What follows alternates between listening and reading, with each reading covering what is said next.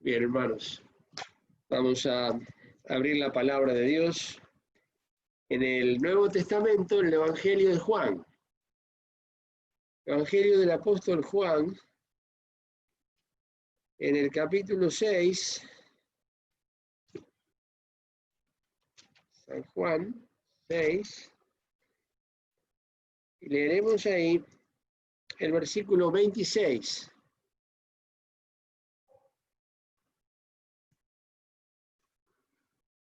La palabra de Dios dice así: respondióles Jesús y dijo: de cierto os digo, que me buscáis no porque habéis visto las señales, sino porque comisteis el pan y os hartasteis.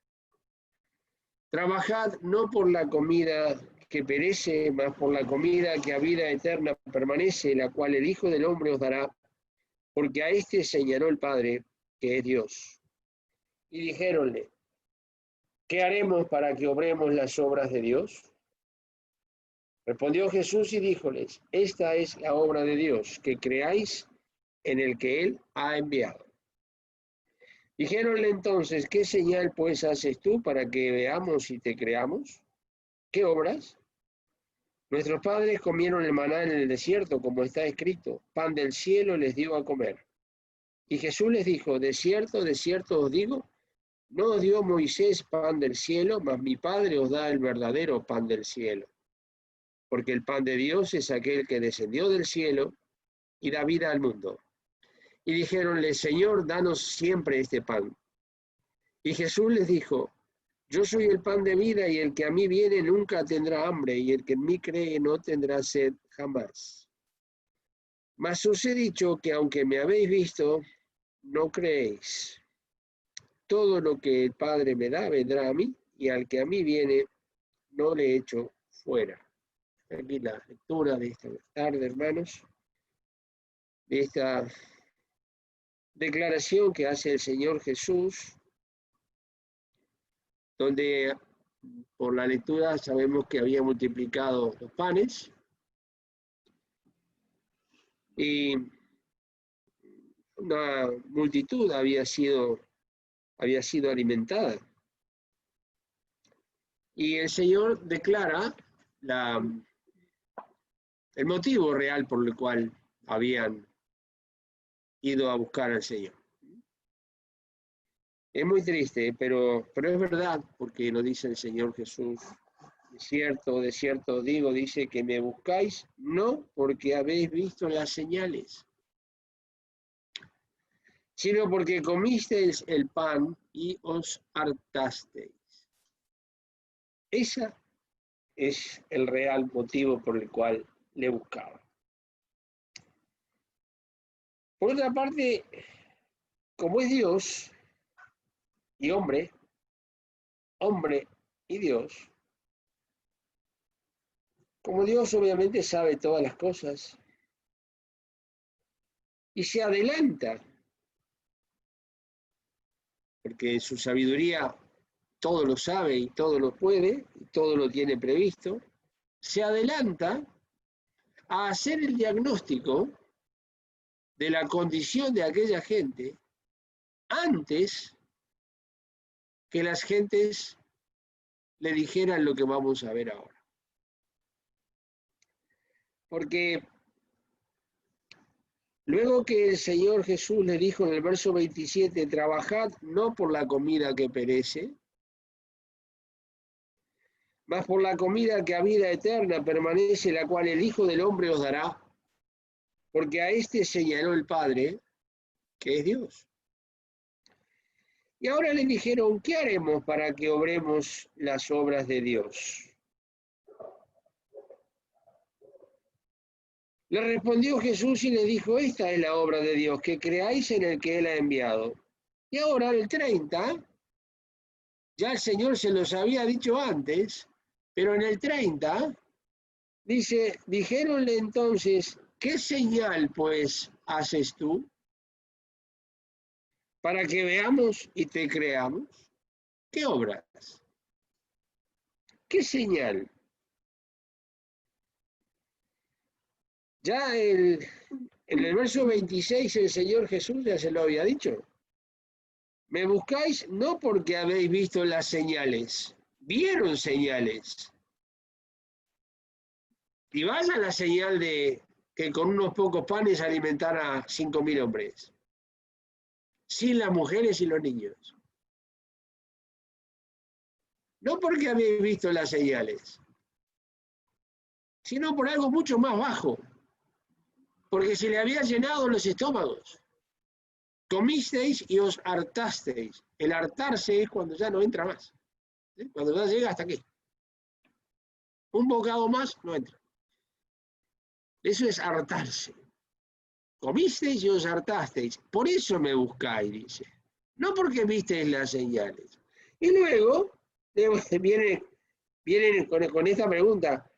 ¿Qué señal pues haces tú? Dice en el verso 30. ¿Qué señal pues haces tú para que veamos y te creamos? Pero vienen de algo que es, a ver cuántos habían hecho eso antes y cuántos lo hicieron después, nadie. Y le pregunta, ¿qué obras? Es tremendo. Pero la falta de vergüenza, porque esto ya no es... A ver, una cosa es ignorancia, no se da cuenta, no entiende, bueno, eso es una cosa. Pero esto no es que no entiende, esto es una falta de vergüenza, pero en grado máximo. Alguien que multiplica, está en un lugar desierto, no hay donde conseguir pan. No hay donde ir a comprar, porque ya... Ven que no había un stock de alguien que elaboraba pan. Había unos pocos panes y unos peces.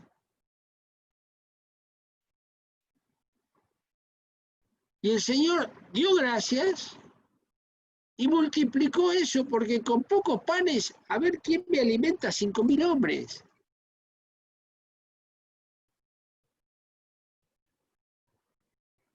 Y a este señor que hace esta señal, van y le dicen, ¿qué señal haces tú para que te creamos?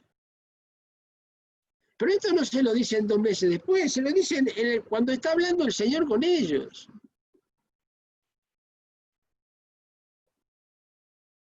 Esto es falta de vergüenza. Típico de este tiempo también, de todos los tiempos, pero también de esta época. El pueblo de Israel tuvo ese gran problema también. Uno de los profetas dice, y no supisteis tener vergüenza. Y le hacen esta pregunta, que no es una sola, son 2. ¿Qué señal, pues, haces tú para que veamos y te creamos? ¿Qué precisaba otra señal? En el verso 28 dice, ¿qué haremos para que obremos las obras de Dios? Pero le están tomando el pelo. Esto es una burla. ¿Les está importando las obras de Dios? No, no. No, porque alguien con semejante señal que multiplica los panes y alimenta a una multitud, pero es para ponerse de rodillas delante de él, porque no estamos delante de un hombre solamente, aunque es un hombre, es Dios. Porque consíganme otro hombre que haya hecho esto en la historia. No hay ninguno, porque Dios hay uno solo. Y el hombre Dios es uno solo, el Señor Jesús. Entonces, haciendo este tipo de preguntas, pero es que les importa algo la obra de Dios. No, no. No, porque el Señor Jesús, cuando hacen esta pregunta, que en grande misericordia y paciencia todavía les contesta y les enseña, porque le dijo en el verso 29, respondió Jesús y le dijo, esta es la obra de Dios. Muy sencillo, ¿eh? Que creáis en el que Él ha enviado. El que fue enviado era el Señor Jesús, que creáis en mí, está diciendo. Esta es la obra de Dios.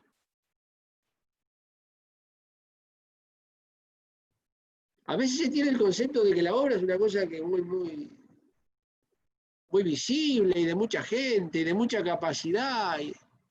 No, el Señor Jesús dijo, esta es la obra de Dios. Esta es singular. Cuando dice esta, habla de una. Si no, diría estas. Pero dice esta, una y única. Esta es la obra de Dios. En todos los tiempos. Que creáis en el que Él ha enviado. Y luego todavía hacen esa pregunta, ¿qué señal pues haces tú? Porque luego recuerdan ellos, dicen, no, dicen, nuestros padres comieron el maná en el desierto, ¿no? Y el Señor Jesús le dijo, no, dio Moisés el verdadero pan del cielo, ¿eh? Dios, a través de Moisés, lo único que hizo en el desierto fue darles el maná. Era aquello que caía del cielo, pan de nobles, dice el Salmo 78. Era algo que a la mañana tenían que levantarse temprano y recogerlo antes de que calentara el sol. Era muy pequeñito, sabor de hojaldre, algo que Dios proveyó durante todo el desierto para alimentarles, que también se cansaron, también ellos querían carne. Ellos querían otro menú, carne, como en Egipto. En Egipto además tenían semillas, tenían cebollas, tenían otro condimento. Pero lo que daba Dios no, porque eso no era muy atractivo. Y el Señor le dice, ese no es el verdadero pan del cielo. Eso es algo que fue por un tiempo y caducó, porque en cuanto pisaron la tierra prometida se acabó el maná, porque ya empezaron a comer de los frutos de la tierra. El maná era para el desierto. Pero también dice que en el desierto tentaron a Dios, es decir, lo pusieron a prueba. Y preguntaron, ¿podrá poner mesa en el desierto? Como querían carne, y Dios les hizo una provisión de carne en el desierto. Multiplicó panes en el desierto y alimentó. Ahora ellos querían carne, tuvieron carne.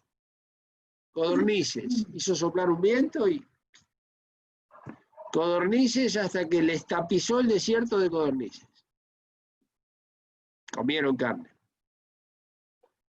Pero vino con la carne, vino el juicio, ¿eh? Porque dice que la carne todavía estaba entre sus dientes y vino el juicio de Dios. Es decir, que no toda respuesta de Dios siempre es una bendición, cuidado. Acá vino lo que querían, pero vino el juicio. Porque dijeron, ¿podrá poner mesa en el desierto? Y sí, podrá. Y habían hecho otra pregunta, dijeron, ¿está Dios entre nosotros o no? Sí que estaba, ¿sabes que está? Sí que está.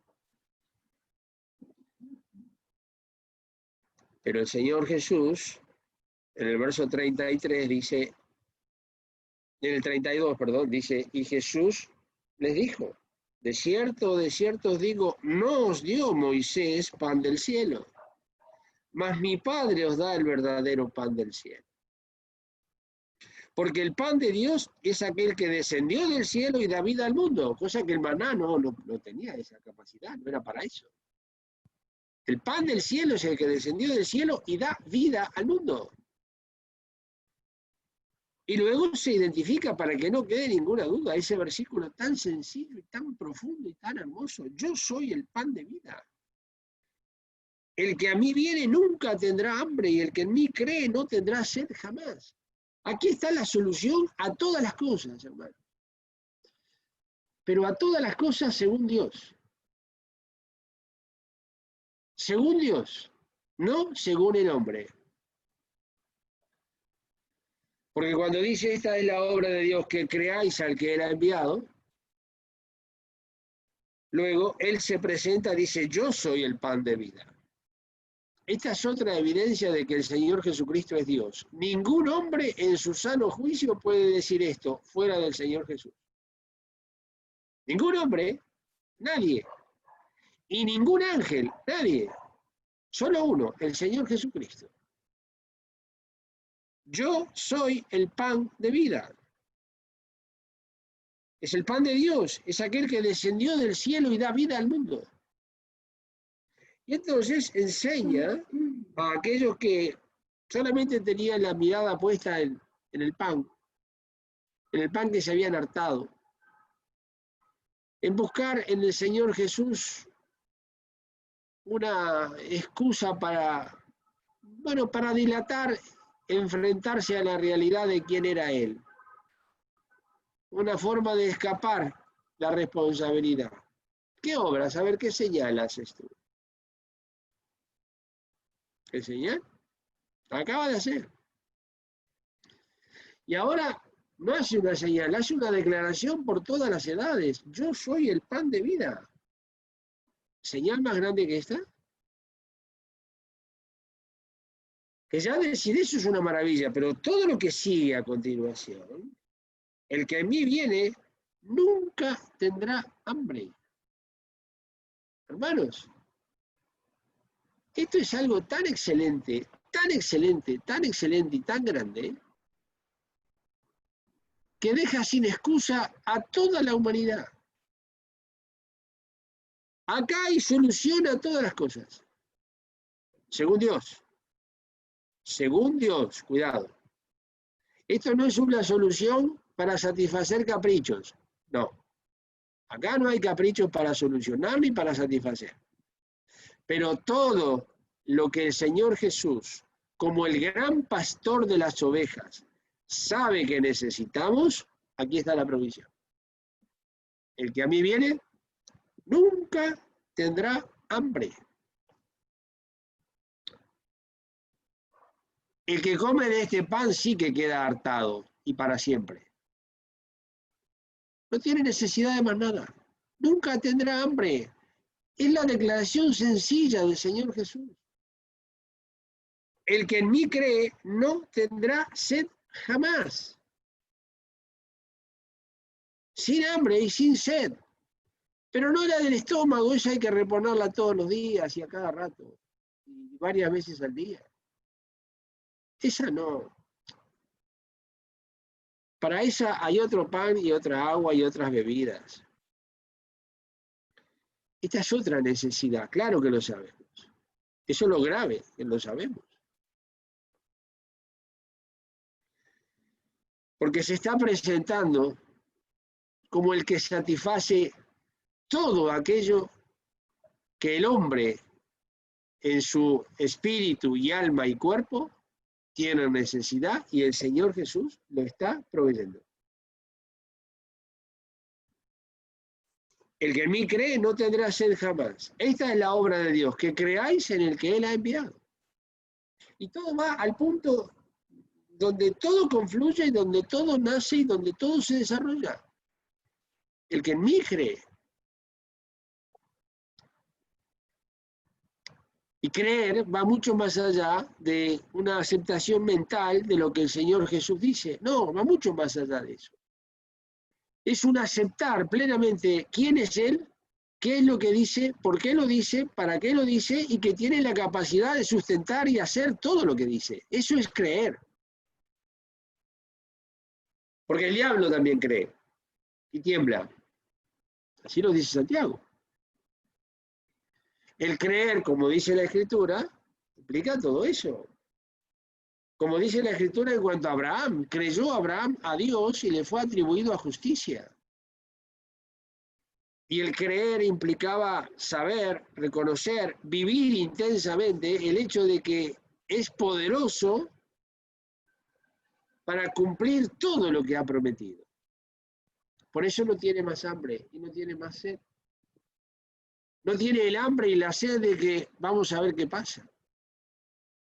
Y quién sabe, vamos a ver, hay que esperar. Ya te diré algo, de la clásica, ¿no? Ya te diré algo. Vamos a ver, no sé, hay que esperar. No, acá no hay, no sé nada, sabemos todo. Lo que el Señor dice, el que en mí cree, nunca tendrá hambre. No tendrás sed jamás, no hay nada que esperar. Esto es para creer y disfrutarlo. Y claro, va contra todo lo que decimos siempre, va contra todo el sistema de este mundo. Va a contracorriente de todo lo que los hombres creen y piensan a través de los siglos. Va contra todo el esquema y pensamiento de las posibilidades humanas, del depender de otros, porque a veces sí, no, esto no depende de mí. ¿Y de quién depende? Y no, hay que hablar. ¿Hablar con quién? ¿Para hacer qué? Si el Señor Jesús se presenta y dice, yo soy el pan de vida, el que a mí viene nunca tendrá hambre. El que a mí viene nunca tendrá hambre y el que en mí cree no tendrá sed jamás.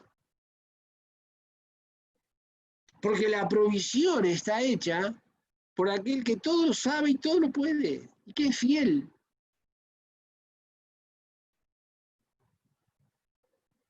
¿Cuánto se pagaría si se pudiera pagar con dinero? Que es imposible. Pero ¿cuánto se podría pagar el hecho de decir, Señor, quiero vivir esto? Dame la experiencia de vivir esto intensamente. Y que el mundo haga lo que quiera.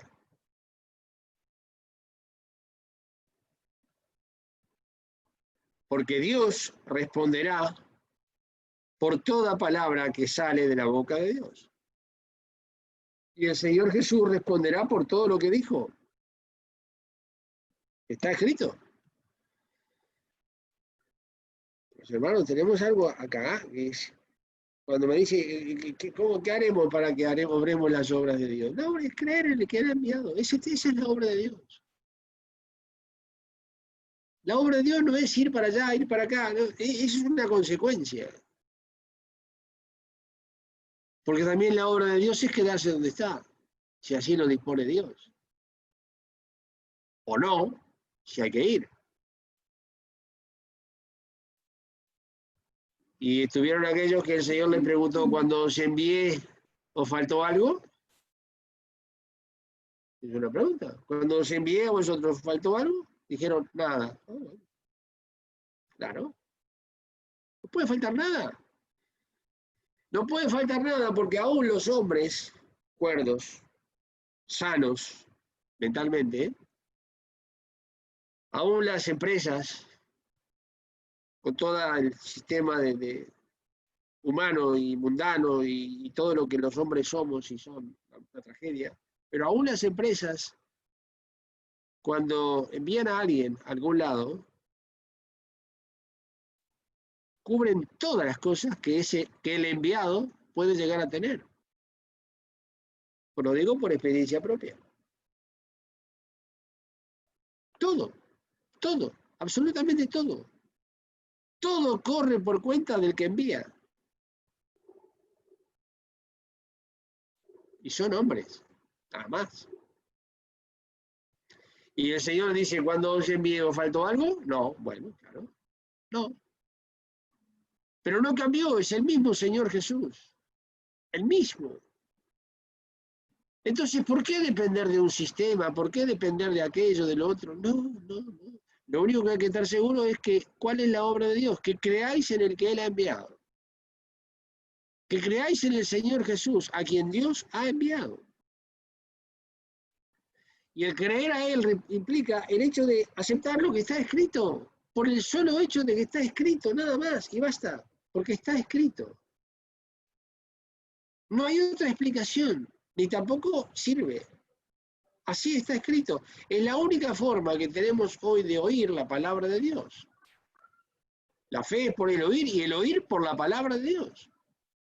Hoy no podemos esperar a escuchar nada raro, ninguna visión, no es necesaria. Toda la revelación está completa.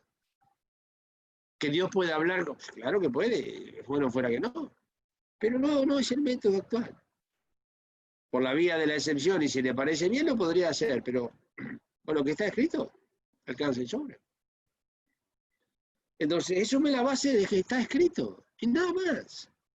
Y sobre esta base no entra ni pensamiento, ni emoción, ni sentimiento, ni capacidad, ni experiencia, y que yo conozco, y yo sé, yo estudié. No. Claro que es importante haber estudiado, claro que sí, no estoy diciendo que no. Pero eso solo no. Hermanos, os dejo con esta palabra, para que creáis. ¿Eh? Esta es la obra de Dios, que creáis en el que Él ha enviado. Juan 6:29. Esta es la obra de Dios.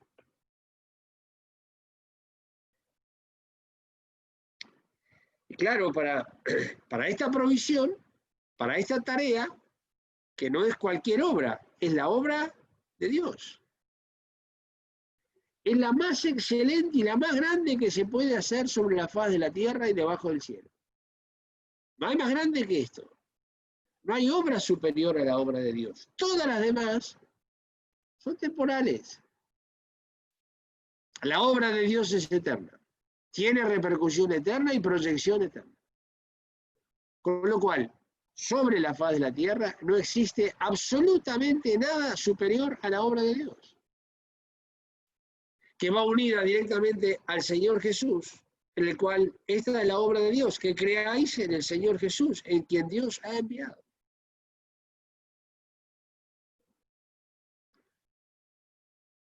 Porque se ha presentado en este mismo Evangelio de Juan, en el capítulo 10, y dijo, yo soy el buen pastor. ¿Quién se anima a decir esto? ¿Quién le da el coraje para decir esto fuera del Señor Jesús? O a menos que esté loco. Si está loco, sí es posible que lo diga y lo crea. A ver si alguien se presenta y dice, yo soy el buen pastor. No.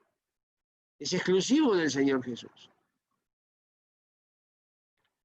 Porque hace la provisión de todas las cosas. Hizo la mayor provisión de todas. Dijo, el buen pastor su vida da por las ovejas. Su vida da por las ovejas. Esto es exclusivo de él y de ningún otro. Y si otro da la vida por las ovejas, primero, que no son ni sus ovejas, y dar la vida es perder el tiempo. Porque no sirve para nada fuera del Señor Jesús. Entonces, el que puede dar la vida, después no está en dificultades para proveer tres cosas. Esta es la obra de Dios, hermanos, según el Nuevo Testamento. Los hombres a través de los siglos han cambiado la obra y le han agregado muchas cositas nuevas. Esta es una sola, consiste en esto. Y creer en el que ha enviado el Señor refiere al hecho de confiar y esperar y depender de todo lo que aquel que ha sido enviado de Dios quiera decirnos. Y quiera proveernos cuando Él disponga. Y como Él disponga. Y nada más. Y nada más. Y cerrar los ojos a la humanidad, hermanos. Cerrar los ojos a la humanidad. Porque la Escritura me pide que yo los abra y los ponga solamente en el Señor Jesús. Puestos los ojos en el autor y consumador de la fe. Ahí está. En quien Dios ha enviado. En el Señor Jesús. Creer en Él. Esa es la obra de Dios. No se puede hacer la obra de Dios con los ojos puestos en otro o en otras cosas. No. No, de ninguna manera que no. Y para terminar, quisiera leer en el profeta Isaías, a ver, el capítulo 42 de Isaías.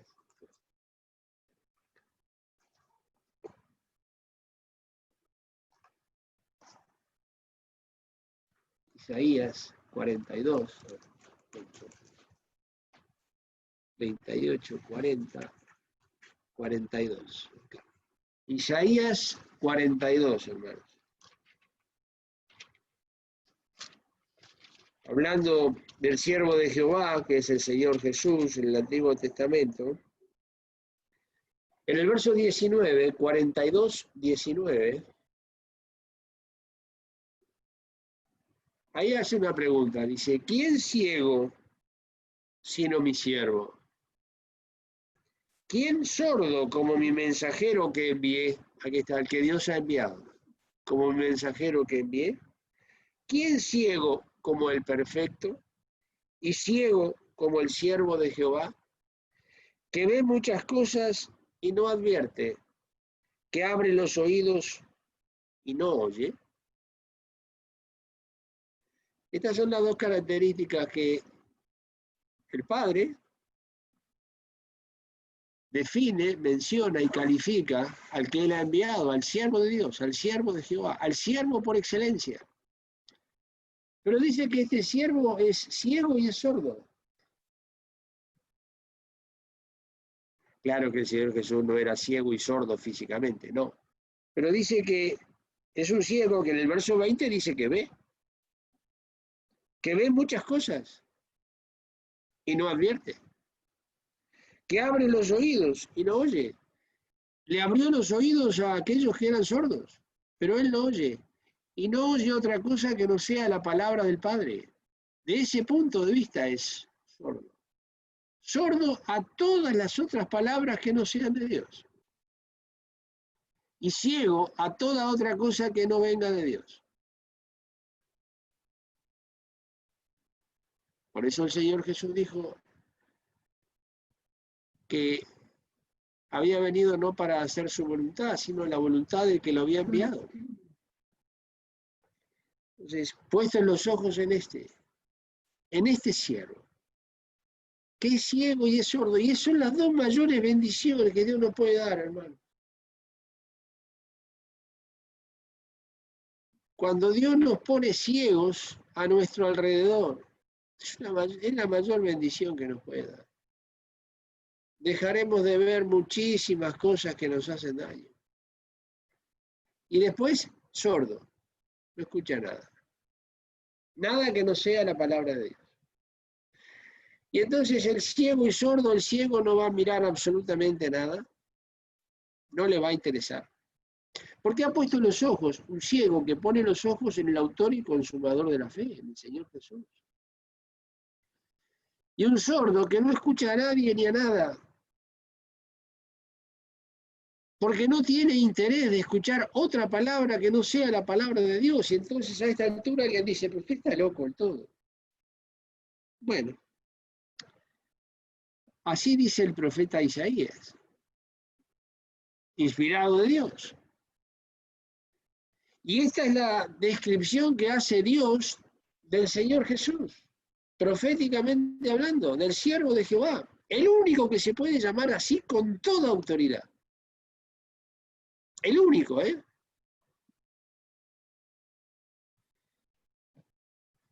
¿Quién ciego sino mi siervo y quién sordo como mi mensajero que yo envié? Y os dejo por aquí, hermanos. Esto está a nuestra disposición. Será lo que nos va a librar de tantas cosas, hermanos. De tantas cosas. Porque todo lo que vemos se incrusta en el alma, ensucia el alma. Y todo lo que oímos también se va al alma y se queda ahí, se pega, se incrusta, que para removerlo de ahí después se precisa el accionar de Dios. Son los dos grandes problemas, o mejor dicho, son los dos elementos que llevaron a Eva a pecar. Vio que el árbol era bueno. Vio y escuchó otra palabra que le dijo, no moriréis. Ya está. El asunto fue por los ojos, entró por los ojos y por el oído. Por los ojos porque vio que el árbol del conocimiento de la ciencia del bien y del mal, que Dios le dijo, no comáis de él, vio que era bueno y agradable a los ojos. Entra por los ojos. El mundo lo sabe. Entra por los oídos. Con que Dios os ha dicho, no comáis, no. No, dijo Eva, no, porque el día que comiere moriremos. No moriréis, dijo. No moriréis. ¿Quién os dijo eso? No moriréis. Y lo que vio quedó prendada y lo que escuchó quedó engañada. ¿Y qué pasó? Comió y ya está. Y dio a su marido y él comió igual que ella. Y por la desobediencia de un hombre entró el pecado, el pecado de la muerte. Toda la esencia del pecado es audiovisual. Ese es el método del mundo. La enseñanza es audiovisual. Para que lo que se lee también se pueda escuchar.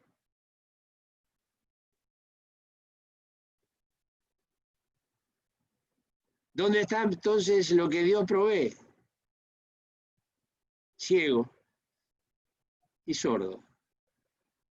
Ciego para no ver todas las bondades que el mundo propone, todas las maravillas que el mundo propone, maravillas entre comillas, claro, ¿no?